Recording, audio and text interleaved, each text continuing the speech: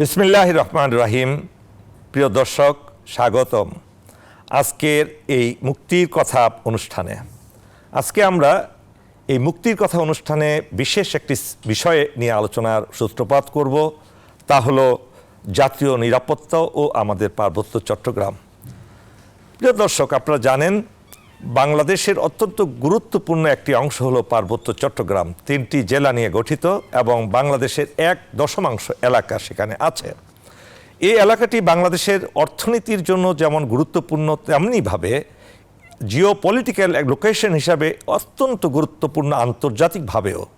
এখানে আমাদের মহান আল্লাহ তাআলার পক্ষ থেকে অনেক মিনারেল রিসোর্সেস রয়ে গেছে এবং অপূর্ব সুন্দর একটি জায়গা আমাদের দেশের। কিন্তু এই 3টি জেলা পার্বত্য চট্টগ্রাম নিয়ে এটার যাত্রা লগ্ন থেকেই নানান ষড়যন্ত্র শুরু হয়েছে।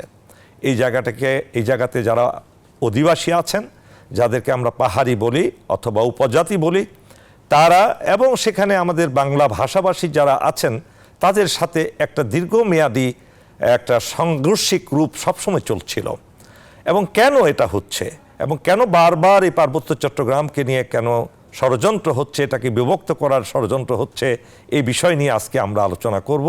এই আলোচনা অনুষ্ঠানে আমাদের সাথে আজকে যুক্ত আছেন, আমন্ত্রণ জানিয়েছি বাংলাদেশ সেনাবাহিনীর 2 জন চৌকস অফিসারকে, যারা তাদের চাকরিরত অবস্থায় পার্বত্য চট্টগ্রামে দীর্ঘ সময় কাটিয়েছেন বিভিন্ন শান্তি প্রতিষ্ঠার জন্য। তাদের অন্যতম একজন হলেন brigadier general Ziaul Hasan. Sir, আপনাকে স্বাগতম এই অনুষ্ঠানে। তিনি ছিলেন বাংলাদেশ সেনাবাহিনীর সদর দপ্তর মিলিটারি অপারেশন ডাইরেক্টরের পরিচালক এবং তিনি তার অফিস থেকে পার্বত্য চট্টগ্রামের বিভিন্ন অপারেশন এগুলো পরিচালনার নির্দেশ প্রদান করা হয়ে থাকে এবং এটা পরিচালনা করা হয়ে থাকে। অত্যন্ত গুরুত্বপূর্ণ একটা ডাইরেক্টর। আমাদের সাথে আরেকজন বুদ্ধিজীবী নামে পরিচিত বাংলাদেশ সেনাবাহিনীর একজন অফিসার, চৌকস অফিসার মেজর আশরাফুজ্জামান আছেন। মেজর আশরাফুজ্জামান, আপনাকে স্বাগতম আজকের অনুষ্ঠানে। আমরা কথা না বাড়িয়ে আমরা চলে যাই মূল অনুষ্ঠানে। প্রিয় দর্শক শ্রোতা, প্রথমেই আমরা মেজর আশরাফুজ্জামানের কাছে জানতে চাবো, এই যে পার্বত্য চট্টগ্রাম, আপনি যদি পার্বত্য চট্টগ্রাম সম্পর্কে একটু বর্ণনা দেন, এটার গুরুত্বটা কি আমাদের দেশের জন্য? আসসালামু আলাইকুম সুধী দর্শক শ্রোতা মণ্ডলী। আজকের বিষয়টা সম্পর্কে যে কথা বলছি, কিন্তু আমার দুর্ভাগ্য, প্রথম যে কথাটা মনে আসছে, কয়েকটা কথা মনে আসছে। একটা হচ্ছে পার্বত্য চট্টগ্রাম আমাদের দেশের 1/10, কিন্তু জনসংখ্যা হচ্ছে প্রায় 50 লাখের মতো। তো এই এলাকা সম্পর্কে বৃহত্তর জনগোষ্ঠী বা আমাদের মিডিয়া বা আমাদের সুশীল সমাজ এটাকে খুব একটা গুরুত্ব দিয়ে বিবেচনা করেন না, আলোচনায় আনেন না।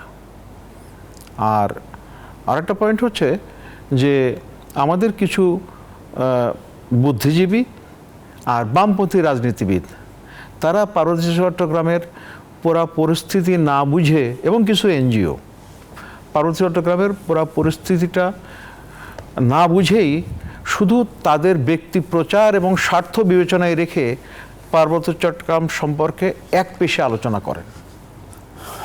আরেকটা হচ্ছে, আমার চাকরি জীবনে আমার ঠিক এই মুহূর্তে মনে পড়ছে, আমি 36 বেঙ্গলে ছিলাম। তো আমি ইউনিটে যোগদান করার আগে সিপাহি আনোয়ার, সে আলুটিলায় রুট প্রোটেকশনে শহীদ হয়। তা আমি যতবার পার্বত্য চট্টগ্রামের কথা মনে করি, আমার আনোয়ারের কথা মনে হয়। মেজর জামান, আমরা জানতে চাচ্ছি যে পার্বত্য চট্টগ্রামের যে গুরুত্বটা আপনার কাছ থেকে আমরা জানতে চাই, এই গুরুত্বটা যদি একটু তুলে ধরেন। তো এই সমস্তগুলো গুরুত্ব তো একটা দেশের মোট আয়তনের 1/10। সুতরাং যদি কিছু নাও থাকে, যদি মরুভূমিও থাকে, তারপরেও তো এটার আমি 1/10 কোনো সময় কম্প্রোমাইজ করতে পারি না। এটা গেল একটা। দ্বিতীয় হচ্ছে পার্বত্য চট্টগ্রামের এখন বর্তমানে, আমি গত 2 বছর আগে পার্বত্য চট্টগ্রামের এই মহলছড়ি, খাগড়াছড়ি এলাকায় গিয়েছিলাম।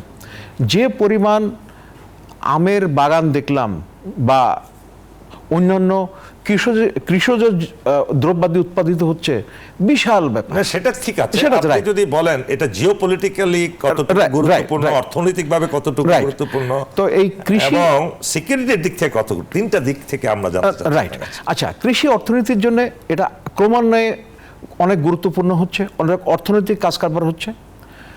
আমার সাথে বেশ কিছুদিন আগে একজন আমেরিকান ভদ্রলোক যিনি বাংলাদেশে অনেকদিন ছিলেন, ওনার সাথে আমার কথা হচ্ছিল।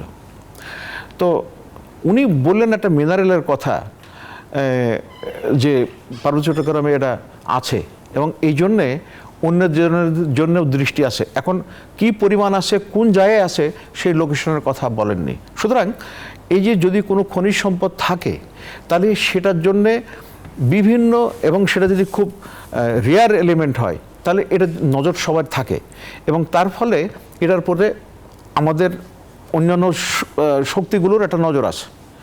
মনে রাখতে হবে আমাদের প্রতিবেশী ভারত, তাদের সবসময় নজর আছে আমাদের বাংলাদেশের পার্বত্য চট্টগ্রামের উপরে, কারণ পার্বত্য চট্টগ্রামের উপরে যদি তারা ঠিকমতো বসতে পারে বা তাদের প্রভাব বিস্তার করতে পারে তাহলে তাদের জন্য অনেক কিছু সহজ হয়, কারণ তারা বড় ঝামেলায় আছে এই 7 সিস্টার নিয়ে, বিশেষ করে নাগাল্যান্ড, মণিপুর।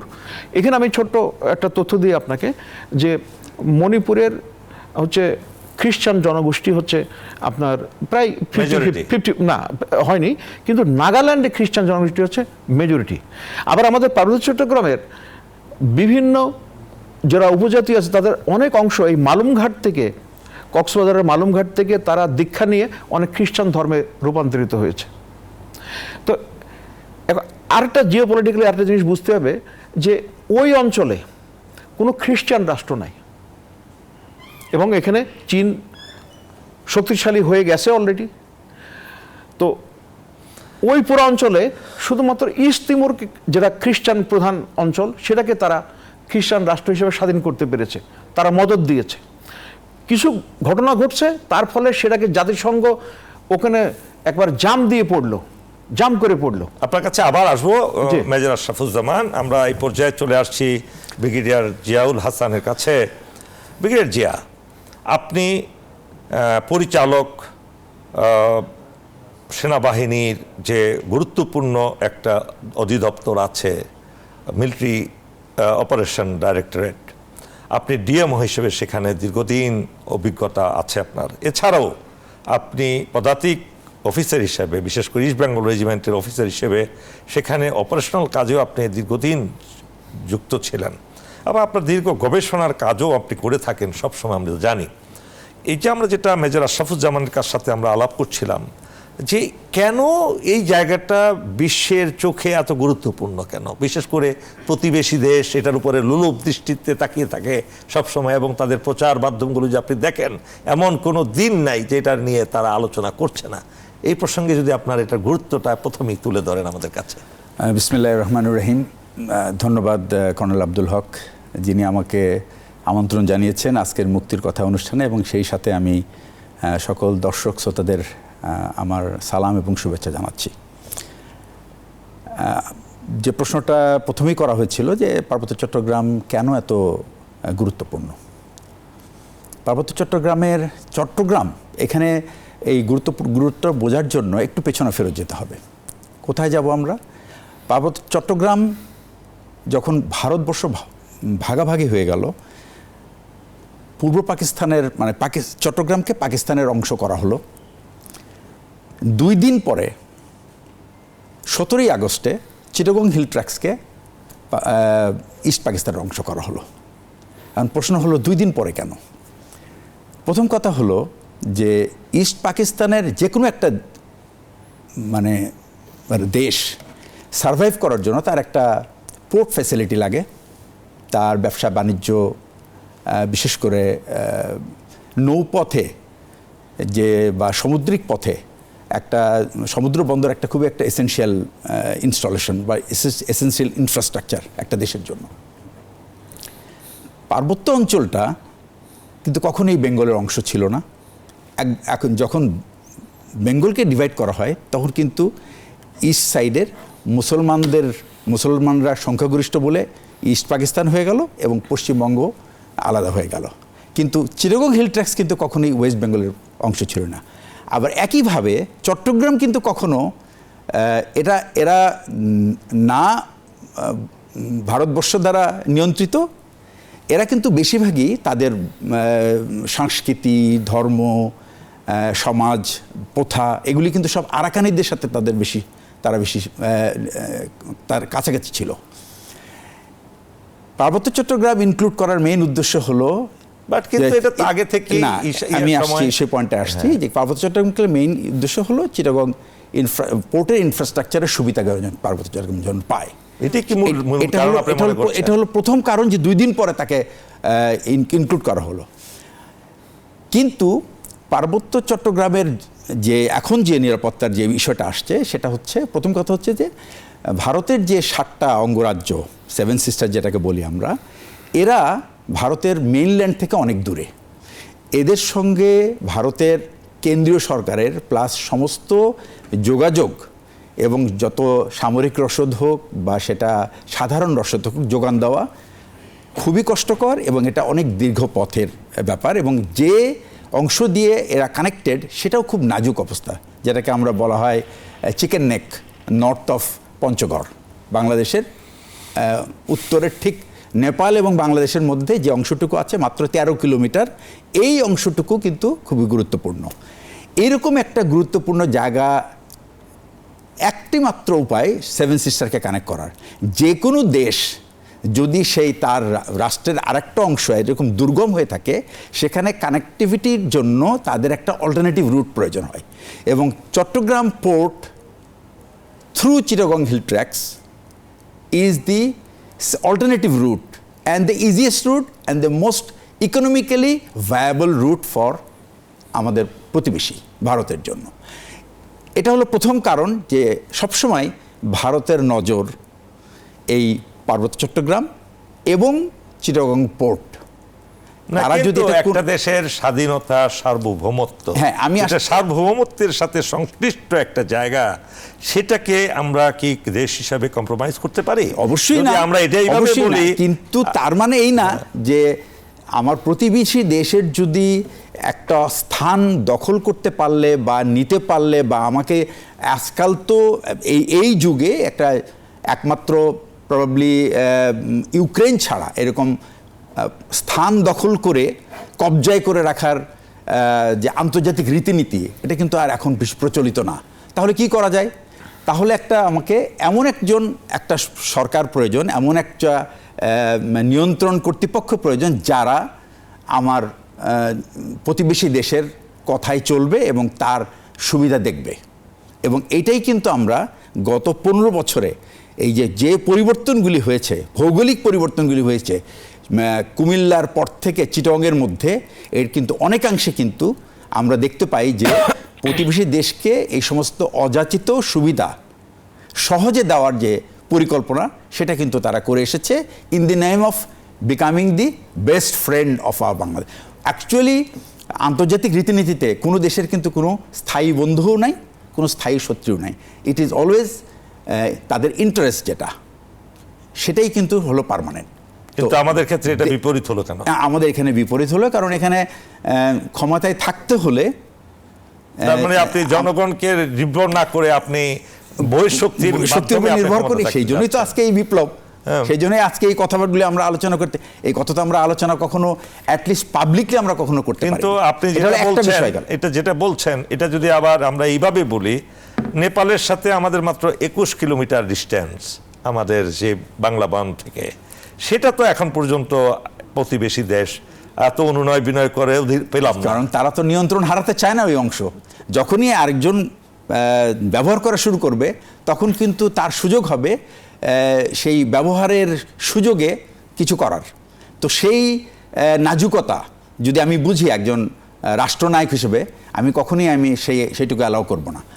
দ্বিতীয় বিষয় যেটা হলো একটা ভারতীয় স্বার্থর কারণে চিটাগংয়ের পোর্ট এবং চিটাগং হিল ট্র্যাক্স এত গুরুত্ব বহন করে। এরপরে আসি আমরা বিশ্বের আরও অন্য দেশ যাদের দৃষ্টি এই চিটাগং রিজিয়নের উপরে। পরবর্তী হলো চায়না। তাদের কেন প্রয়োজন? লিটোরাল সিকিউরিটি মেনটেন করার জন্য। লিটোরাল বলতে সামুদ্রিক পাড়ের যে সমস্ত দেশগুলি আছে। কিন্তু তারা তো পার্বত্য চট্টগ্রাম নিয়ে, তারা পার্বত্য চট্টগ্রাম ইস্যু না দাদা, তাদের ইস্যুটা তাদের পার্বত্য চট্টগ্রাম, তখন এটা চিটাগংয়ের নিরাপত্তার ব্যাপার। সুতরাং চিটাগংয়ের নিরাপত্তা নিশ্চিত করার জন্য যে কোনো স্থানের নিরাপত্তার জন্য কিন্তু আপনার ডেপথ দরকার, গভীরতা দরকার। তো চিটাগং যদি আপনি খেয়াল করেন, একটা চিটাগং শহরের বা চিটাগং জেলার যে ভৌগোলিক শেপ, এটা কিন্তু একটা ইলংগেটেড শেপ, Right. অর্থাৎ লম্বালম্বি। এটা ডেপথ কিন্তু আমাদের উত্তর দক্ষিণের ডেপথটা নাই। আমরা আবার আসবো আপনার কাছে আলোচনায়। এই কারণে এটাই গুরুত্ব প্রিয় বহন করে। দর্শক, আমরা ছোট্ট একটি বিরতি নিচ্ছি মুক্তির কথা অনুষ্ঠানের। আমাদের সাথেই থাকুন, আবার ফিরে আসছি। প্রিয় দর্শক, স্বাগতম পুনরায় আমাদের মুক্তির কথা অনুষ্ঠানে। আবার আমরা অতিথিদের কাছে ফেরত যাচ্ছি। মেজর আশরাফুজ্জামান, আপনি দীর্ঘদিন পার্বত্য চট্টগ্রামে সেখানে সেনাবাহিনীর একজন দুর্ধর্ষ অফিসার হিসেবে দায়িত্ব পালন করেছেন, এবং আমি জানি, আমার মনে আছে, আপনি 36তম ব্যাটালিয়ন ইস্ট বেঙ্গল রেজিমেন্টের আপনি সেখানে কমিশন পান, এবং আপনি সেই ব্যাটালিয়নের সাথে পার্বত্য চট্টগ্রামে অনেক অপারেশন করেছেন। জনগণের প্রশ্ন, নতুন প্রজন্মের প্রশ্ন হতে পারে যে কেন আমাদের সেখানে এইভাবে সেনাবাহিনী মোতায়েন করতে হলো। এই প্রসঙ্গে আপনার কথাগুলো আমরা জানতে চাই। এটা ছোট্ট একটু ব্যাকগ্রাউন্ডটা না দিলে বাকি উত্তর দেওয়াটা কঠিন হয়ে যাবে। আপনার মনে আছে যে ঠিক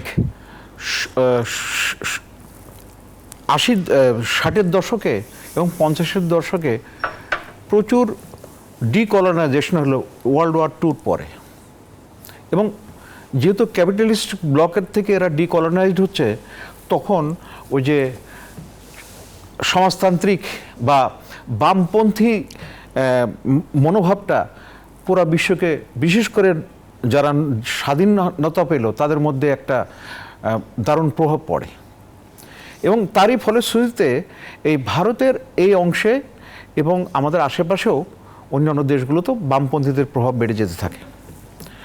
তো বাংলাদেশ স্বাধীন হওয়ার পরে আমাদের সংবিধানে এই জাতীয়তা নিয়ে একটা প্রশ্ন মানবেন্দ্র লারমা তুললেন, আর তারপরে উত্তর হচ্ছে তার আরেকজন ভাই ছিল সন্টু লারমা, হচ্ছে পরেটা, উনি যখন বর্তমানে পিজিজিএস এর চেয়ারম্যান।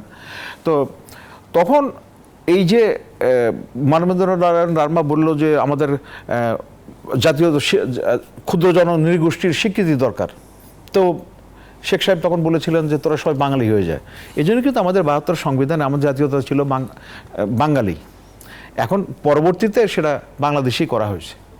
তো ওইটা একটা ছুতো ধরে আস্তে আস্তে, এবং প্রতিবেশী দেশের মদত থাকায় এই পরিস্থিতি আস্তে আস্তে একটু দুর্বল হওয়া শুরু করে এবং ইনসার্জেন্সি শুরু হয়। সেই ইনসার্জেন্সিতে 1974 সালে প্রথম শুরু হয় একটা পুলিশ ফাঁড়ি আক্রমণ। আপনি বলেন জুম্মুল্যান্ড, আপনি পার্বত্য চট্টগ্রামে প্রবেশ করার আগে জুম্মুল্যান্ড সম্পর্কে আমরা পড়াশোনা করেছি। What is that Jummaland? Jummaland তারা হচ্ছে যে এই পাহাড়ি জনগোষ্ঠীর, অর্থাৎ পার্বত্য চট্টগ্রামের যে জনপদ আছে সেই জনপদটাকে তারা বলবে জুম্মুল্যান্ড বলে, এবং এটা তাদের স্বাধীনতা চাচ্ছিল পার্বত্য চট্টগ্রামে পুরো এই অংশটাকে নিয়ে, 3টা ডিস্ট্রিক্টকে নিয়ে তারা একটি স্বাধীন সার্বভৌম রাষ্ট্র কায়েম করার জন্য তার চাচ্ছিল। সেই জিনিসটা আপনার কাছে জানতে চাই। সেটাই, এই বিষয়ে কোনো দ্বিমত নাই। আচ্ছা, এখন তো আস্তে আস্তে সেটা এই যে হলো, এবং আপনাকে মনে রাখতে হবে যে ইতিহাসের পটগুলো মনে রাখতে হবে। 75-এর অগস্টের হত্যাকাণ্ডের পর থেকে, অর্থাৎ পট পরিবর্তন যখন হয়ে গেল, তখন ওদিকে পার্বত্য চট্টগ্রামে পরিস্থিতি ক্রমান্বয়ে উত্তপ্ত হওয়া শুরু করলো, এবং সেনাবাহিনী আস্তে আস্তে মোতায়েন শুরু হলো।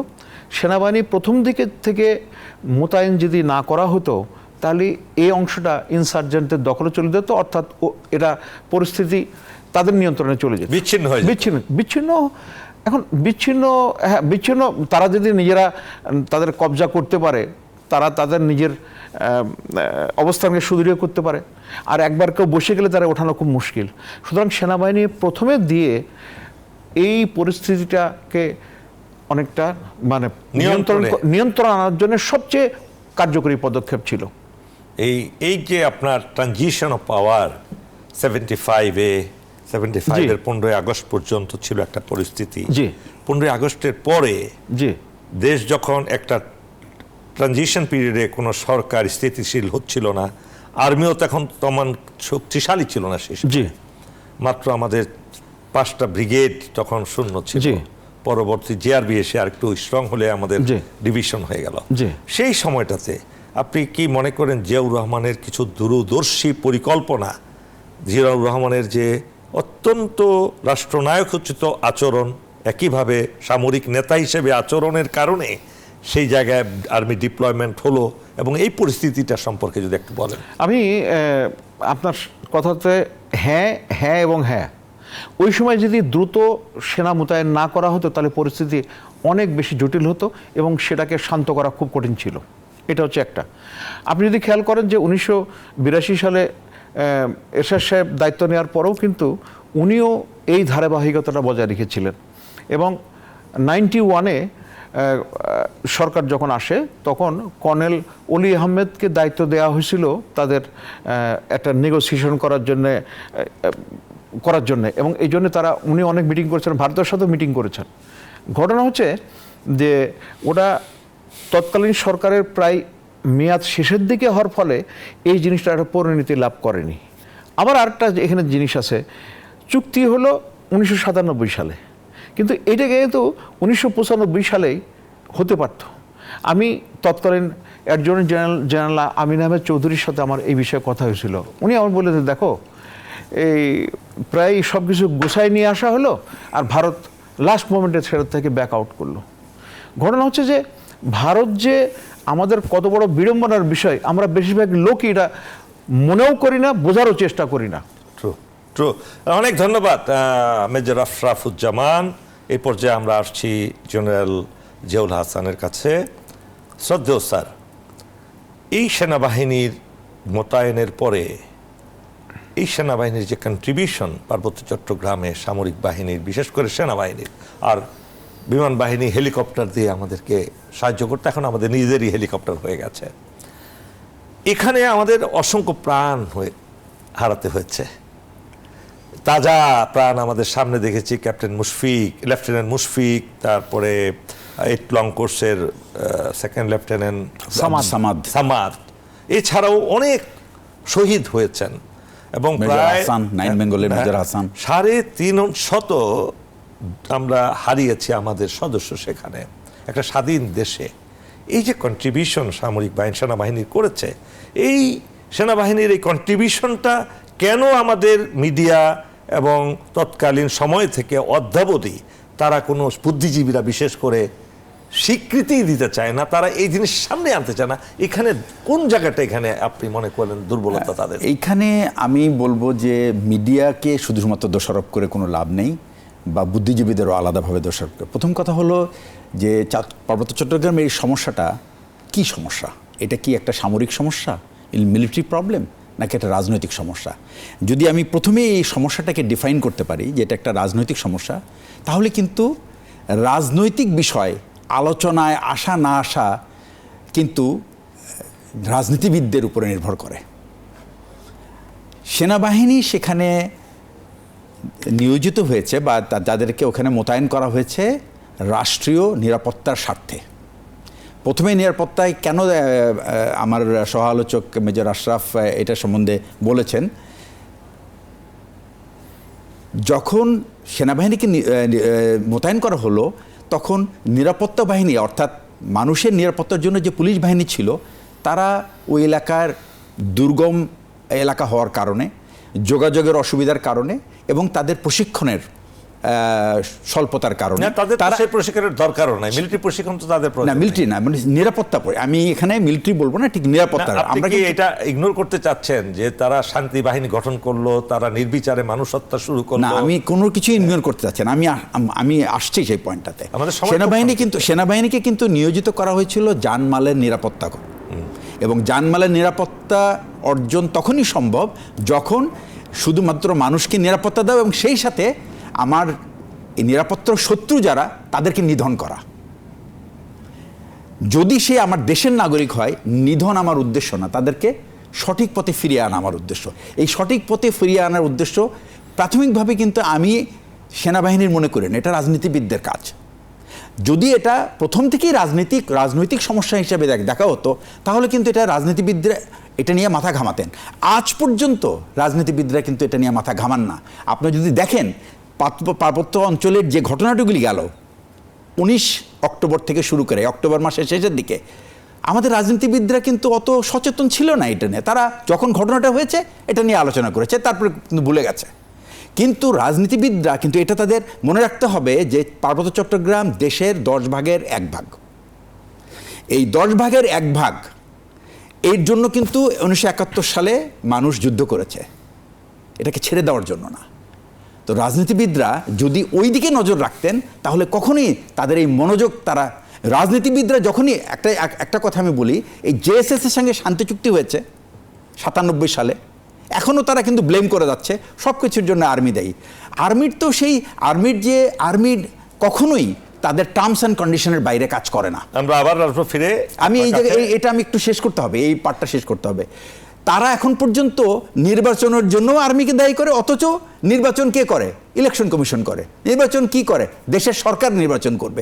তারা কিন্তু সেই দাবি সরকারের কাছে করে না, তারা ব্লেম করে আর্মিকে, because they don't have anybody to blame. Army তাদেরকে, আজকেই আর্মি চলে যাক, জেএসএস এর শান্তুল আরমা সাহেব ঠিক মতো থাকতে পারেন কিনা, এটা আমার একটা বিরাট প্রশ্ন। অনেক ধন্যবাদ ব্রিগেডিয়ার জেনারেল জিয়া। প্রিয় দর্শক, আমরা ছোট্ট একটি বিরতি নিচ্ছি, আমাদের সাথেই থাকুন। দর্শক, পুনরায় আপনাদেরকে স্বাগত জানাচ্ছি মুক্তির কথা অনুষ্ঠানে।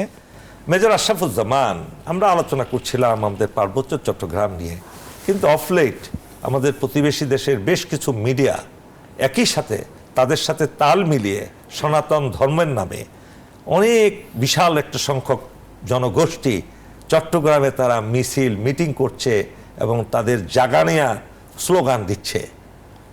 এটা কি আপনি মনে করেন না এই দেশের জন্য একটা হুমকি স্বরূপ? প্রতিবেশী দেশের সাথে একই টোনে তারা কাজ করছে, কথা বলছে, এবং ইতিমধ্যেই আমরা জানি গত সরকার, ফেসিস্ট সরকার, মিরেশ্বরায় একটা ইকোনমিক জোনে বিশাল জায়গা নিয়ে প্রায় 1000 একর জায়গা দিয়েছে তাদেরকে, এবং সেখানে তারা স্থাপনা তৈরি করেছে। আবার সেটার সাথে একটা সেতু কানেক্টেড করেছে তাদের আমাদের পার্শ্ববর্তী দেশের সাথে। এই প্রসঙ্গে আপনার কাছে সংক্ষিপ্ত আমরা জানতে চাই। আপনাকে অনেক ধন্যবাদ। রিপাবলিকান টিভির যে অনুষ্ঠানে বলা হলো যে দেশের মানে চিটাং যদি ভারত নিয়ে নেয় তাহলে তার জন্য বিভিন্ন সুবিধা হয়, তার পক্ষে অনেক কথা বলেছে। আমার একটা প্রশ্ন, সেটা হচ্ছে এরকম একটা টিভি অনুষ্ঠান কলকাতা থেকে হলো, কিন্তু এটা দেশের সার্বভৌমত্বকে সরাসরি চ্যালেঞ্জ করা হচ্ছে। আমি জানি না আমাদের প্রতিরক্ষা মন্ত্রণালয়, পররাষ্ট্র মন্ত্রণালয় এই ব্যাপারে কোনো প্রতিবাদ পাঠিয়েছে কিনা বা এ নিয়ে কোনো আলোচনা করেছে কিনা, এটা আমার জানা নেই। বাট এটা খুব একটা অধ্যত্বপূর্ণ একটা আচরণ। একটা দেশের একটা অংশ নিয়ে নেবে তারা তাদের যাতায়াতের সুবিধার্থে, এবং সেটা টেলিভিশনে গণমাধ্যমে বলবে, এটা খুব গ্রহণযোগ্য না। এরপর আসি, এটার সাথে সম্পর্কিত আছে আপনি যেটা বললেন। দেখেন, আমাকে ক্ষমা করবেন, আমি এটা জাতিবিদ্বেষ বা ধর্মবিদ্বেষী নই। আমি সবার অধিকার আছে এই দেশে থাকার জন্য। তো আমাদের হিন্দু ধর্মের এটা বোঝার জন্যে আপনি তার আগে একটু চিন্তা করে দেখেন যে আমাদের জনগোষ্ঠীর যদি 7% হিন্দু জনগোষ্ঠী হয়, আপনি চাকরিতে গত 15 বছরে তাদের কত রিপ্রেজেন্টেশন, কত পার্সেন্ট পেয়েছে? অথচ মুসলিম 20% ইন্ডিয়াতে, সেখানে তাদের চাকরিতে রিপ্রেজেন্টেশন, প্রতিনিধিত্ব হচ্ছে 1% সরকারি চাকরিতে, বেসরকারি না। তাহলে তার মানে কি এই জনগোষ্ঠী সবচেয়ে বেশি মেধাবী? এটা আমাদের মূল্যায়ন করার দরকার। আরেকটা মূল্যায়ন দরকার হচ্ছে যে তাদেরকে এত সুবিধা দিয়ে তাদেরকে একটা অবস্থান সুসংহত করা, যাতে করে তাদেরকে ব্যবহার করা যায়। আরেকটা জিনিস এর সাথে আমি যোগ করতে চাই যে আমাদের পাকিস্তানে কিছু হিন্দু আছে, কিন্তু তারা কিন্তু ইন্ডিয়ার সাথে, ওই হিন্দু গোষ্ঠীর সাথে, ভারতে তাদের যে আত্মীয় স্বজন তাদের সাথে ওইভাবে যোগাযোগ নাই। কিন্তু আমাদের দেশের হিন্দুদের একটা বড় অংশের খুব যোগাযোগ আছে আপনার ভারতে বসবাসরত হিন্দুদের সাথে। আপনার মনে আছে চট্টগ্রামে আপনার যে ব্যবসা বাণিজ্যের কয়েকজন বড় বড় ব্যবসায়ী টাকা পয়সা নিয়ে তারা চলে গেছে, কোথায় গেছে? ভারতে পালিয়ে গেছে। সর্বশেষ উদাহরণ হচ্ছে আমাদের কতজন গত সরকারের রাজনীতিবিদরা ভারতে আছেন, ইনক্লুডিং প্রধানমন্ত্রী। তো এই সবগুলো যদি মেলান তাহলে দেখবেন যে একটা প্যাটার্ন পাবে। তাহলে আপনার কাছে বোঝা যাচ্ছে যে গত ফ্যাসিস্ট সরকার দীর্ঘ 15-16 বছরে তারা দেশের স্বাধীনতা, সার্বভৌমত্ব নিয়ে কখনো চিন্তা করেনি। তারা বরঞ্চ প্রতিবেশী দেশকে খুশি করে, তাদের জনগোষ্ঠীকে খুশি করে কিভাবে দীর্ঘমেয়াদে ক্ষমতা থাকা যায়, একচ্ছত্র আধিপত্য বিস্তার করা যায়, সে নিয়েই তারা চিন্তিত ছিল বেশি। আমরা ফিরে আসছি। আমার ছোট্ট একটা পয়েন্ট বলার সুযোগ দিতে হবে। দেখেন, আমরা এই জিনিসটাই আমাদের জনগোষ্ঠীর মধ্যে এবং বিভিন্ন পর্যায়ে বোঝার দরকার যে প্রতিবেশী দেশ প্রতিবেশী থাকবে, তারা আমাদের দেশের উপরে তাদের প্রভাব বিস্তার করে তাদের স্বার্থ উদ্ধার করবে। এটা কিন্তু প্রত্যেক দেশই একজন আরেকজনের প্রতিদ্বন্দ্বী। আমরা সেটাকে প্রতিহত করার জন্য, আমাদের স্বার্থ উদ্ধার করার জন্য আমরা কতটা মূল্যায়ন করছি, বিশ্লেষণ করছি এবং আমাদের পদ্ধতি নির্ধারণ করছি, এই জিনিসটার খুবই জোর দেওয়া খুবই দরকার। গুরুত্বপূর্ণ কথা বলেছেন। আমরা জানতে পারলাম যে আমাদের এই পরিস্থিতিকে থেকে মুক্ত হওয়ার জন্য জাতীয় ঐক্য সর্বস্তরে, দল মত ধর্ম বর্ণ নির্বিশেষে বাংলাদেশিদের মধ্যে একটা ঐক্য প্রচেষ্টা যদি আমরা না করতে পারি জাতীয় ইস্যুগুলোতে, তাহলে এই দেশের জন্য ভবিষ্যৎ মোটেও ভালো নয়। এই ব্যাপারে আপনার মন্তব্য? আমি এখানে এই পার্টটাতে আসার আগে আমি একটা কথা বলতে চাই যে প্রত্যেকটা দেশের জাতি ধর্ম ক্লাস নির্বিশেষে কিন্তু একটা বিভাজন লাইন প্রত্যেকটা দেশেই আছে। রাজনীতিবিদদের কাজ হলো সেই বিভাজন লাইনকে যতটুকু পারা যায় জুড়ে দেওয়া। কিন্তু আমরা কি দেখেছি, দীর্ঘদিন ধরে কিন্তু আমাদের সেই বিভাজন লাইনগুলিকে যেন আরও বড় করা যায়। প্রতিবেশী সে যেই হোক না কেন, তার কিন্তু সবসময় তার নিজের স্বার্থ দেখবে এবং স্বার্থ উদ্ধারের একটা উপায় খোঁজার চেষ্টা করবে। সেই উপায় খোঁজার প্রথম যেটা উপাদান সেটা হচ্ছে আরেকটা তার প্রতিযোগী দেশকে বিভাজিত করা। যেন যে এই প্রসঙ্গে আপনাকে একটা জিনিস স্মরণ করে দিতে চাই, ভারত ইন্ডিয়া একটা বিশাল দেশ, কিন্তু সেখানে হিন্দু বৌদ্ধ মুসলমান খ্রিস্টান সবই আছে। তারা কিন্তু তাদের জাতীয় স্বার্থের বিরুদ্ধে একজন মুসলমান অত্যাচারিত হওয়ার পরেও কথা বলে না। তাদেরকে মেরে ফেলা হচ্ছে, তাদেরকে ধর্মান্তরিত করা হচ্ছে, কিন্তু দেশের বিরুদ্ধে কিছু বলে না। আমাদের কেন এই অবস্থা? আমাদের কারণ আমরা ওনারা তাদের যে বিভাজন লাইনটা, সেই বিভাজন লাইনটা প্রতিনিয়ত তাদের রাজনীতিবিদরা চেষ্টা করছে সেটাকে জুড়ে দেওয়ার।